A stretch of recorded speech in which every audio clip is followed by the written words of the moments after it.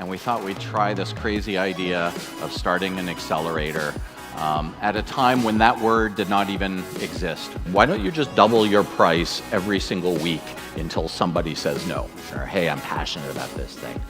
That's awesome. I'm passionate about windsurfing, right? But I'm obsessed with building my startup. We need to be able to get up every day in the face of adversity and plow through all of the problems that we have in our startups.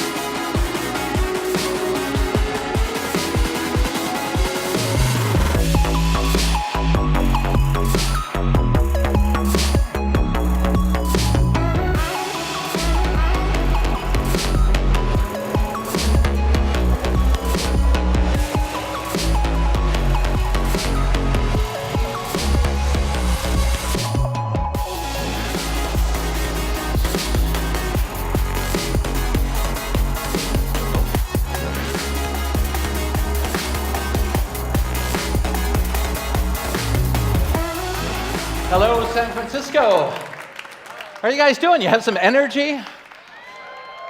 It's been a good day, lots of great speakers. I'm not the only thing staying between you and the beer. Is that true? So how many of you are entrepreneurs, if you could raise your hand? Awesome. And how many of you have a co-founder? Raise your hand. So most of you. So that's great, because really what the talk is here today is about some of the dynamics that we've learned over the years in terms of having a great co-founder, having a great co-founding relationship, having a great founding team, and what it means to the success of your startup. Before I get into that, though, a little bit about me. That's my giant head up there, apparently. I am a serial entrepreneur. I am 54 years old, and I'm proud to say I have never in my entire life ever had a job interview.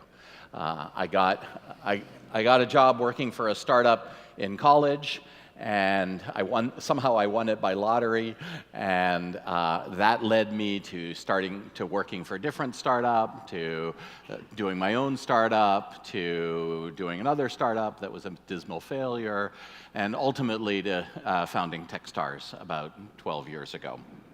A little bit about Techstars. We are the worldwide network that helps entrepreneurs succeed. And we started at David Cohen as my co-founder, and David and I started Techstars 12 years ago because we wanted to pay it forward to other entrepreneurs. David and I had been working together for, well, now almost 30 years, so maybe 20 years or so when we started Techstars.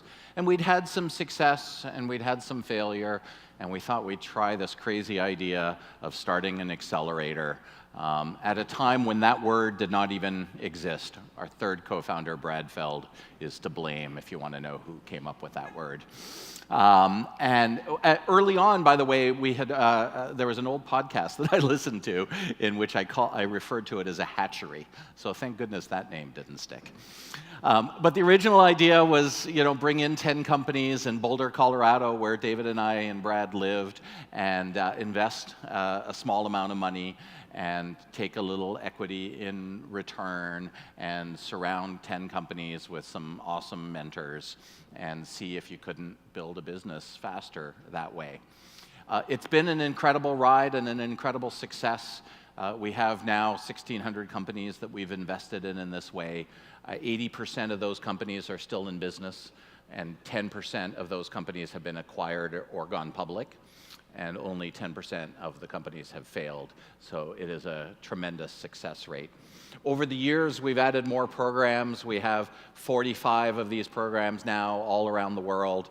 all across the United States, all across North America, in Europe. There's a Techstars now in Singapore, in Bangalore, in all kinds of places. And it's been really great because startups are born everywhere around the world. Many of them, of course, want to move here, but not all of them want or can do that, and incredible companies are being built and incredible ideas are being generated by founding teams around the world. We also operate startup weekends, which are, if you're not familiar, this 54-hour experience of what it's like to be an entrepreneur. You get to build a company over a weekend. You go Friday night, you meet some strangers, you form some teams, you build a business. We provide some judges and some mentors, and Sunday night we declare some winners. There are startup weekends in 1,000 cities all around the world, in 120 different countries every single year. And then we're venture capitalists as well. We're operating out of our fourth fund, $150 million fund, which invests primarily in our accelerator graduates. So all of that to say that we have met a ton of entrepreneurs over the years, and we have met a ton of founding teams, and we have learned some of the things that work really well and maybe have pattern matched a little bit and some of the things that haven't worked as well. And that's a little bit of what I'm going to talk to you about today. So when we select companies to come into our program, we say we have 6 criteria. The 6 criteria are team, team, team, market progress idea. And I'm going to talk to you a little bit about market progress idea in a little bit, but really the focus of this talk is on the first 3 criteria, team, team, and team. And the reason that we say team, team, team is because the founding team is so important to the success of a startup that it's worthy of getting the first 3 spots on the priority list. Maybe a way to think about that is really incredible people at the earliest stage with a not so great idea can shift their idea, they can pivot, they can improve, they can fine-tune. But really great people figure out how to do that. Mediocre people with a really great idea tend not to do as well because you can't really switch out the people. And so thinking about who is in the founding team is very much on our minds as investors and should be very much on your minds as you're building your businesses in your entrepreneurial journey. So there are great founding teams, many from companies, of course, that you know really well, and some companies maybe that you don't know as well. But the vast majority of companies, even when you think of that one iconic leader, Jobs, right, or Bill Gates, right, or Warren Buffett, those iconic leaders often have a partner, a co-founder that maybe isn't quite as visible, isn't quite as involved sort of out in public, but all of these companies have had incredible founding teams that have been responsible jointly for the success. And why is it that it's so important to have a founding team? Why is it that a single person starting a company isn't likely to be as successful? Does it happen? Of course it happens, right? There are many examples of companies that got started with only one solo founder and were incredible successes. And so if you're all by yourself and you don't have a co-founder and it's working for you, that's probably okay. I don't want you to despair. But I can tell you that the vast majority, over 80% of the companies that we see coming through the program have co-founders. And the reason for that is exactly what it says up there on the slide, which is it's really hard to run a startup. There are tons of difficulties. You have ups and downs, and there is an awful lot to do. And so, first of all, having a co-founder is really important because you have somebody to split the work with. You don't have to be all alone. But the second reason is that also you have somebody to share the ups and downs with. And you have somebody that maybe even if they don't have the same title, your CEO and their CTO or whatever, you have somebody that on the co-founding level is an equal and you can share your hopes, your dreams, your aspirations, but also your failures, your struggles, your disappointments. So let me run through 4 qualities for every founding team. And then I'm going to spend a little bit of time of talking about some of the characteristics of the individuals that we've seen are most likely to be successful. So quality number 1 is you and your co-founders, right, are hungry for knowledge. Inquisitive is another way that I would describe that. Founders that are constantly curious, talking to customers. What is interesting about our product? What frustrates you? But not just what frustrates you, but why, right? And let me ask why again and get to the heart of the issue and ask questions so that I can deeply understand whatever the problem is I'm working on. Whether it's a problem with a product feature, whether it's a reason why the sales team isn't being successful selling, why your marketing strategy isn't being as effective, why your AdWords buy hasn't targeted the right customers that you were expecting, why your click-through rates aren't working as designed, why your engineers aren't producing the high-quality work that you would expect, right? There's a million things that go wrong every single day, and the best founders are super inquisitive as to why. Sometimes that's hard for us, right? We're up on stage, we're telling stories, we're chief cheerleader. I'm going to tell you why this thing is going to be awesome. You're being a salesperson in that process. But we should remember the 2 ears, 1 mouth rule, right? Use them in proportion. Listen twice as much as you speak, and spend time being thirsty, hungry for knowledge, and being inquisitive about every single thing that comes your way.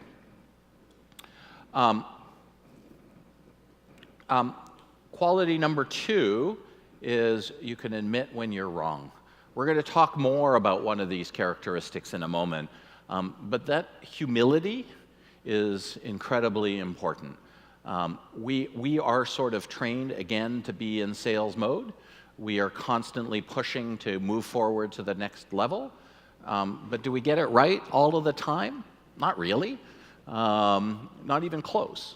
You know, sometimes the way I like to think about it is if I get it right 51% of the time, but I'm making a ton of decisions, that's still pretty good. But I know that, you know, I've had a long life, I've had a great career, I've worked at a ton of startups. I know that that I have made and continue to make a ton of mistakes in my life. And it is super important not to just plow through and assume that you're right and continue to push to make it true. It's important to have the humility to be able to recognize that path that you took for yourself and that you took a journey with your whole company down, that path is a dead end, and that the best course of action is to stop, turn around, go back to that fork in the road and take that other path. Very, very important to do, and very, very important to have a co-founder that's willing to have that conversation with you, to be able to remind you it's time to stop, turn around, we've gone far enough, there's nothing here for us.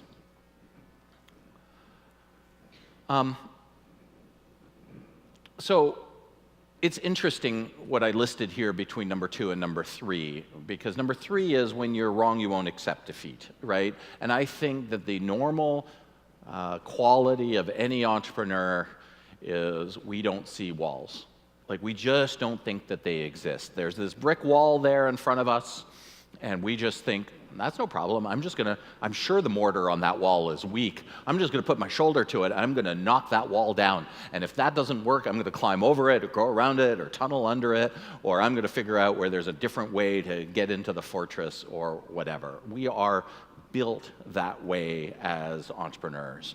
And so you can't accept defeat because If you stopped every time you saw a wall, or you stopped every time somebody came to you and said, I don't think that's going to work, I don't think there's anything for you there, I think that's too hard. Maybe that person that's saying that to you is a very accomplished person, entrepreneur, your parents, whoever, right? And you have to sort of have the intestinal fortitude to keep going. So the conflict between this number 3 and my previous number 2 is the really, really hard part in entrepreneurship. How do you know that that wall does, that path, that although you're willing to go break down a wall, that you're at the dead end on a path and there's a different way to get to the destination? It's just something you have to be intellectually honest with. And again, that co-founder relationship is what allows you to have a kindred spirit that you can talk to honestly about. Finally, again, it's all about team and looking for other people that are as obsessed about what you're doing as you are is incredibly, incredibly important, especially in the early years, right? You're not making any money at your startup. You don't have any customers. Your product is riddled with bugs, right? There is no hope. And somehow you are obsessed enough about the problem that you're trying to solve that you get up early every day and you work really, really hard to be able to figure out how to get over whatever the hurdle of the day is to live to fight another day. And because you can't do that alone, you need to find people to surround yourself with that share that incredible obsession. And I'm using the word obsession deliberately, not the word passion, right, that people often use when they refer to entrepreneur. Hey, I'm passionate about this thing. You know, that's awesome. I'm passionate about windsurfing, right? But I'm obsessed with building my startup. I think it's a higher level. And recognize that most people don't share an obsession like you do. It's not normal. Finding other kindred spirits to surround yourself with as co-founders and as early employees is incredibly, incredibly important to the success of any startup. So let's talk more about some of the other criteria. We've talked a bit about team. I'm going to come back and talk a little bit more about some individual characteristics of the team in a moment. But when I said the 6 criteria that we look for are team, market, progress, idea, and if you find the intersection to all of that, that's what leads to success. Let's talk about some of those other elements. Market matters. Market matters. The size of the market matters. So if you sell a thing that only 5 people in the world want, you know, if you want to build a $100 million company, you better be able to sell it at $20 million each. And you better be able to sell it every single year. And I think too many times we forget to think about that. Maybe you don't want to build a big company, and that's okay. You want to have a small little lifestyle business, 2 or 3 people. Nothing wrong with that. That's completely fine. But spend some time thinking about if this thing were amazing, right, and it really took off, how many of them could we sell? I think as entrepreneurs, sometimes we don't have enough focus on that. And it's certainly something that as we admit companies into Techstars, we spend a lot of time thinking about it. I want to point out on market, it's not how big is the market today, it's how big could the market be. And the distinction is the second thing incorporates disruptive technologies, whereas the first does not. Right? When Uber started, what was the market for, you know, rideshare companies? It was probably something pretty close to 0. There weren't that many companies out there. When Airbnb started, what was the market for renting out, you know, the spare bedroom in your apartment? It probably wasn't very big. So the criteria that you should be using when you're thinking about the size of the market is not what it is, right, but what it could be if everything goes really, really well. The next, the next criteria that we look at is progress. And progress is how much have we moved, how much have you moved from where you were 3 months ago or 6 months ago. It's sort of based on this philosophy that we have that entrepreneurs get shit done, right? That otherwise you're just a wantrepreneur.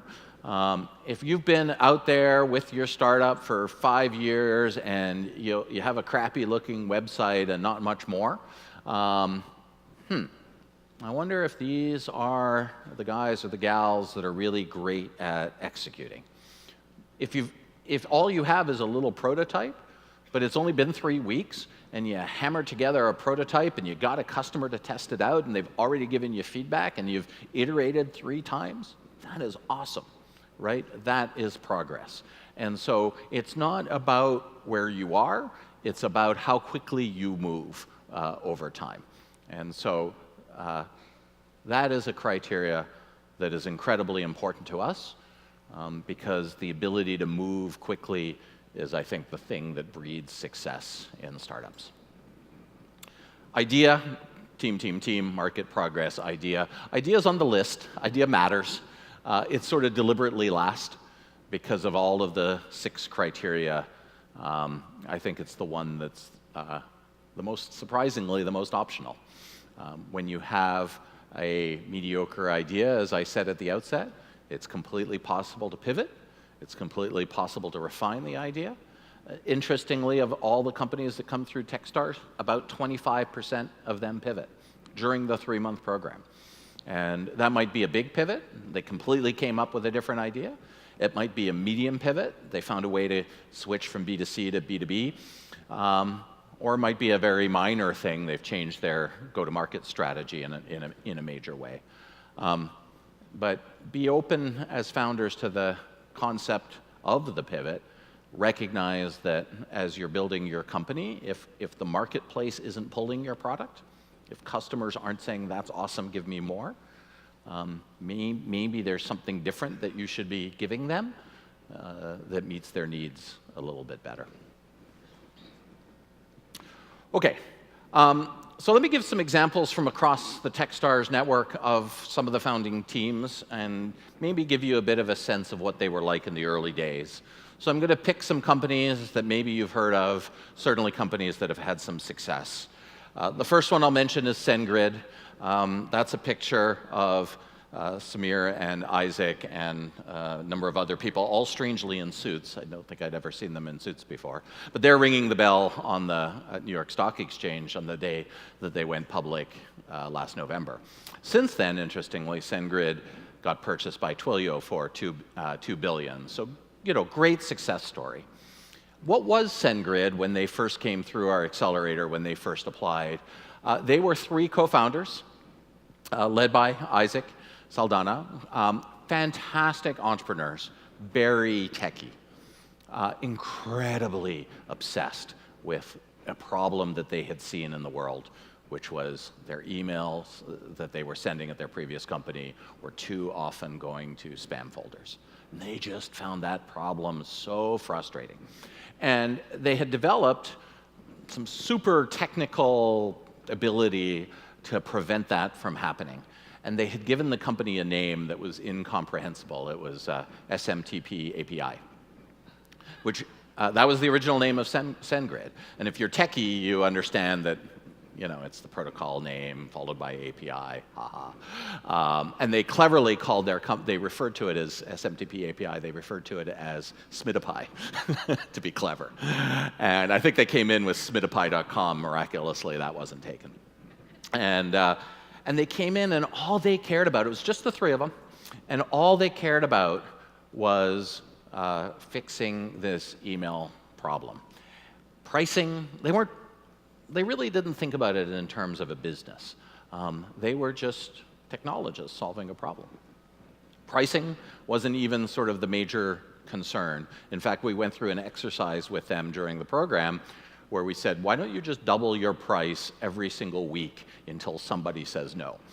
And they were almost embarrassed to be charging that much. To double it? Wow, it doesn't really cost us that much. But hey, nobody said no. And then the next week they doubled it again. And then the next week they doubled it again. On the backs of that, built a several $100 million revenue business that was worth, I think, over $1 billion at the time they went public, and $2 billion by the time they got acquired, have hundreds of employees, all across the United States. Huge success story, but again, it sort of demonstrates the obsession of the founding team.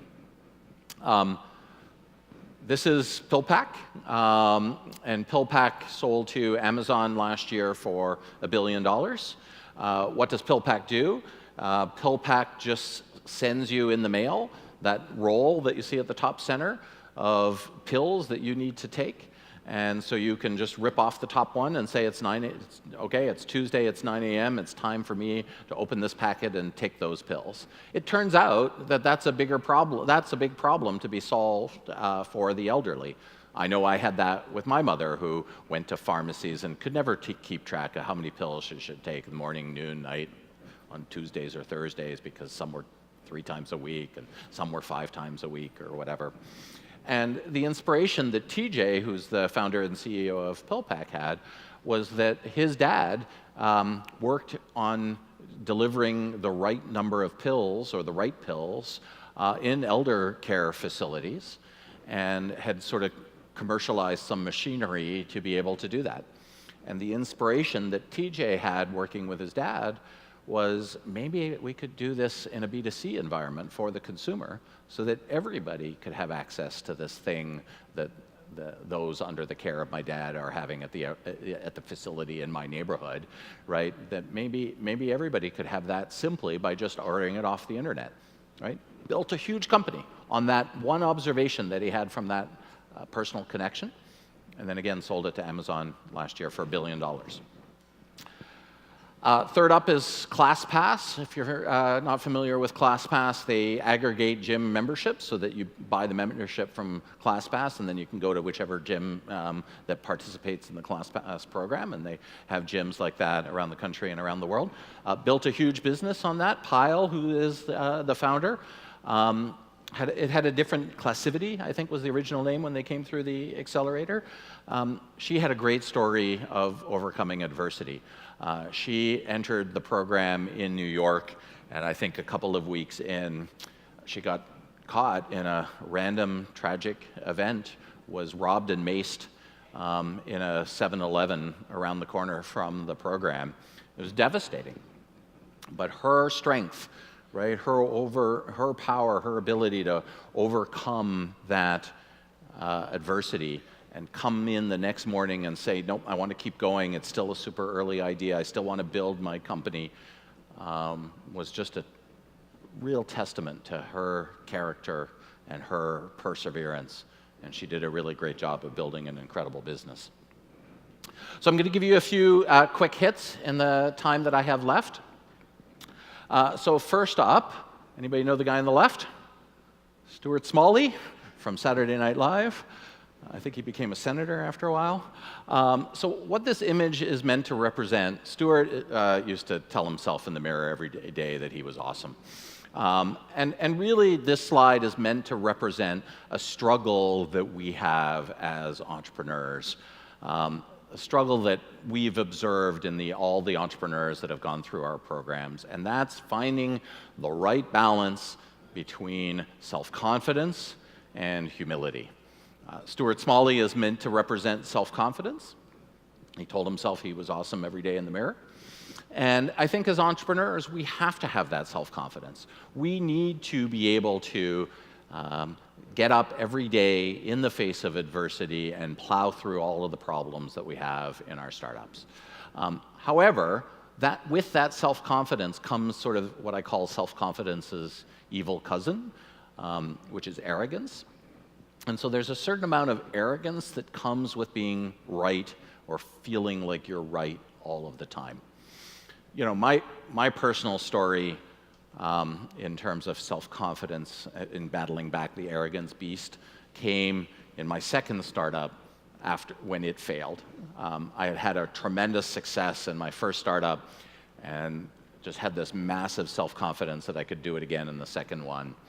And when it failed, it was a huge ego blow. And they say that you learn more from failure than success. I feel like that was very true in my case.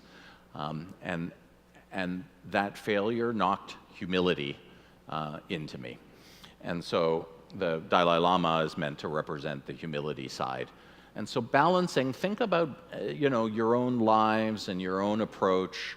Think about your relationships with your co-founder or your employees or even your significant other. It's okay to be self-confident. It's okay to be Stuart Smalley, right? But combine that with the appropriate amount of humility. Combine Stuart Smalley with the Dalai Lama in the right proportions, and that's incredibly powerful and important to success. Are there companies that are built into great companies with incredibly arrogant CEOs? Of course there are, right? Many of them here in town. But I think it's the exception, right? Because these incredibly powerful visionary leaders really are amazing, and you sort of overlook maybe some of their flaws because you want to follow them into their businesses. But it is absolutely possible to build great businesses without being a jerk about it. And I would encourage us all to think about that as we build our own businesses. This one is about being strategic.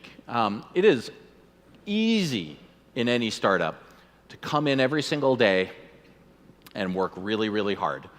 Right? I can wake up in the morning, I can check my overnight email, I can go into the office, I can go to meetings, I can take phone calls, I can talk to people, I can go on the road, I can visit customers, check email till midnight, rinse and repeat every single day. If you do that, though, you fail to be strategic. And being strategic, I think, maybe comes naturally to some people, but those might be the people that don't get a lot done. Finding that balance to getting a lot done and being strategic is something that we should all think about getting right. 80-20 rule might be okay here. It's okay if 80% of the time you're just rolling up your sleeves and you're getting stuff done. But think about when are you thinking about your startup and where is it going and what's the right strategy and where is it going to be a year from now, where is it going to be 3 years from now. And when are you going to do that? I have not found it personally very effective to say, I'm going to be strategic Tuesday at 2. I can't schedule that on my meeting. To me, it's actually, I've always traveled a lot, and I always find airplane time or airport time a really good place to think about sort of where the business is going. For others, it might come in the form of a work from home day. For others, it might come in the form of getting together with co-founders and sort of having an offsite. Others might take a off-the-grid vacation, put their feet in the sand, and just think. I actually find that effective as well. But we should all, in our general thinking, think about when do we find the time in our busy day-to-day lives to think strategically. This is meant to symbolize work hard, not smart. Work smart, not hard. Got it wrong. I am an incredibly organized guy. I've written a blog posts on it, and people come to me all the time sort of saying, how do you process that much email? How do you get so much done? You get 300 emails a day. Send me an email, david.brown@techstars.com. You'll get an answer in 24 hours. I'm very good at it, right? And yet I sleep 9 hours a night, 10 on weekends, plus a nap. And so what I often get is, well, how do you get so much done while you sleep so much? And I think that comes from having that right balance in your brain gives you clarity of thought. I feel that when I am rested, I am able to answer a question right away. When I am not rested, I have to think about it, I agonize about it, maybe it sits in my inbox and festers there for a while. And I think good ideas, as I think I blogged about, aren't like wine. They don't need time to ferment. They need your brain to have that clarity. And so I would encourage all of you to think about that in terms of your daily lives. Burning the candle on both ends, working till the wee hours, may not be the most effective way of having clarity of thought and effective decision making. This one's about patience. It's funny, as I get older, I feel like I have more time left. It is completely counterintuitive, I know. In my earlier years, sort of if it couldn't be done today or maybe this week, it almost wasn't worth doing. As I get older, I find it much easier to think this thing is really going to pay off in a year or 5 years or 10. And forcing ourselves to do that, maybe it takes a little bit of experience to realize 5 years, 10 years can go by in the blink of an eye, really allows us to invest in ourselves and in our businesses in a way that sets you up for success in the future. There are very few overnight successes. Usually, as the saying goes, it took me 10 years to become an overnight success. And thinking about how to get there over a long period of time while doing the day-to-day work is a trick that I found really incredibly beneficial to, and a common trait among the founders that we serve. I put up this slide partially because, can you believe that playgrounds like this actually used to exist? Isn't that awesome? Wouldn't you want your kids to play there? I would. This is about risk, right? And I think the most important thing that we can all do as startups is recognize that taking risk is one of the things that we are best at. It's not something that big corporations do particularly well, and I think that is one of the primary reasons that startups, in many ways, are displacing Fortune 500 companies every single year by coming up with disruptive new technologies. And they're doing it not because they're better funded. They obviously aren't. They're not doing it because they're smarter. There's lots of smart people in big companies. They're not doing it because they work harder. I think there are lots of people at big companies that work hard.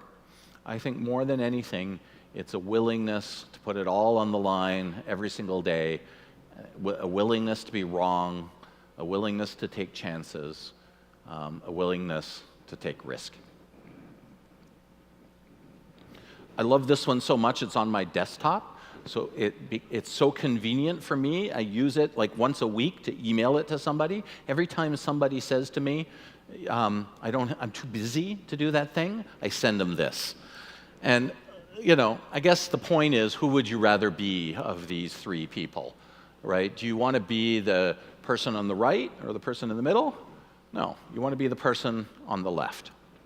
And so I'll come back to the organizational skills that I talked about earlier. Somebody laughed at me a little while ago because they said, David, you just spent an hour like debating how you could do something in your email or your tasks or something to save yourself a minute. Like, that's crazy. And I said, it's not crazy because it's going to save me a minute every single day. So that if it took me an hour to figure out how to save a minute every day, that's a 2-month ROI. That's awesome. And to me, that is an example, a very simple, tactical example of being the person on the left, right? Thinking strategically about how to improve your process or your workflow. Why wouldn't you want to make an investment that had a 2-month ROI? It is a great investment. We should do that all day long. Be flexible is the point of this slide. We talked a bit about that.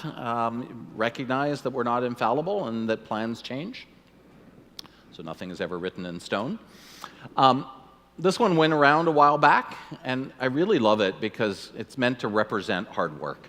And so the idea is that if you're not mathematically inclined, if you work 1% harder every day than you did the prior day, and you do that 365 days in a row, so you do that for a year, you work 1% harder every day for a year, you're 37 times as productive at the end of the year, right? That's what the top line represents.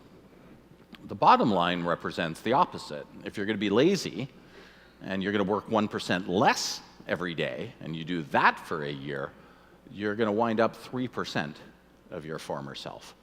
And so this slide is a reminder that there's no substitute in startups for hard work.